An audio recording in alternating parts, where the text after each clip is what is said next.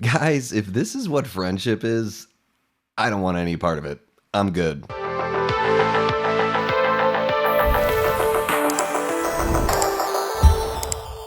Welcome back to the channel, everyone. Davey Deathray here, back with another movie review. Now, this time around, we're going to do things a little differently. As you may or may not know, I recently joined the team over there at the Horror Show channel. Guys, if you haven't subscribed already, check out the link in the description below. The team over there has been working hard for over 10 years. They're the group that's responsible for Dylan's New Nightmare, which is a really damn good fan film. Check that out for sure. And the way we do things over there is we just kind of do movie reviews off the cuff, shooting from the hip, talk about our overall thoughts, a little bit about the story without any spoilers, cover the acting, the direction, the sound design, visual effects if appropriate, and then close out with just our closing thoughts. So we're going to take a look at Friendship, directed by Andrew DeYoung, starring Tim Robinson and Paul Rudd. This is a new A24 dark comedy flick, so let's go ahead and dive right in. Real quick before we get going, please like, subscribe, share, and leave a comment. Let me know your thoughts on Friendship and if you're planning on seeing this one in the theater. So my overall thoughts on this one, judging from the trailer, I thought this was going to be a really hilarious dark comedy, or that it was going to go somewhere a little more sinister and lean even more into that kind of darker edge. And ultimately, it didn't really do either of those things as much as I wanted it to do. Really, the film struggles to pick a lane and kind of meanders throughout, so my expectations were high, and this one just really didn't meet them. Getting into the story on this one, you've got our main character Craig, played by Tim Robinson, and he's going through a midlife crisis sort of situation. He has a really good job, but the people there don't really respect him very much. He has a strained relationship with his wife and a teenage son, and then Austin, played by Paul Rudd, moves into the neighborhood and they spark up a little bit of a friendship. But can Craig really keep the wheels going, or is this thing going to completely go off the rails? When it comes to the acting in this film, I actually think everyone did a really good job. Kate Mara is really great as Craig's wife. Paul Rudd is very charming as Austin, of course. I mean, he usually is, and his character is meant to be extremely charming here, almost painstakingly charming, I would say. He's just like good at everything and, attractive in every kind of way, of course.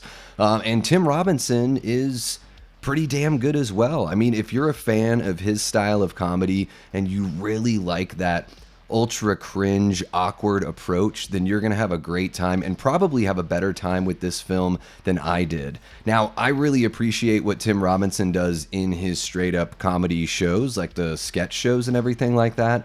But in this film, I was sort of hoping that maybe it would have been a little more serious, not as over the top. And again, I think overall in the story, I just either wanted it to be a lot funnier or a lot darker. When it comes to the direction and cinematography, I actually think the movie looks pretty damn good. There's some excellent use of negative space, especially early on in the film.